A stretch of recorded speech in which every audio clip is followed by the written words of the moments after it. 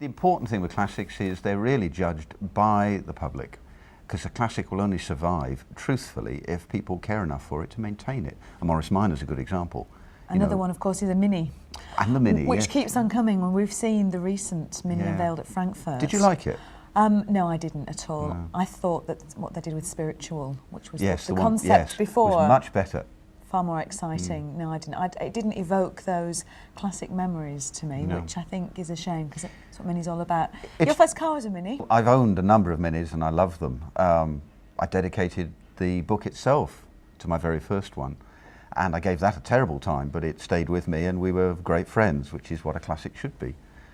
I did recently look at the new Cooper S's that John Cooper has been producing, and I've owned two of the genuine 1275 original S's, and one of those was works tuned. And I have to say I was a bit disappointed. I mean, the article in here hasn't damned them, but 17 grand for the car I was driving is a lot of money for not the dated styling. The styling is the thing, curiously enough, that holds it together still. Yeah. I was slightly ill at ease with finding John Cooper's name on everything from the dipstick to the window winder, but that's fine. Nowadays you mark it, but it's sort of overpowered the Mini. What is sad is that the S was always synonymous with real power, and this now is really easy to upset. It's gone on to 13-inch wheels, and of course the original was on 10, and the centre of gravity has changed. So in fact, when you actually chuck it about, which you could do in a brilliant way with the old ones, particularly in rallying, now you can't. It wobbles, or it topples, or it bottoms out.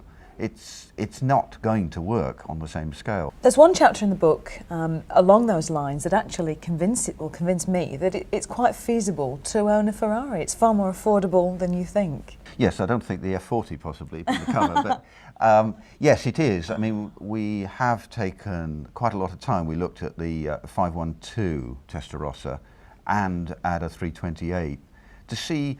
You see cheap ones and you think, I don't know, I could just about manage that, and then you're in fear of the service costs or the dramas.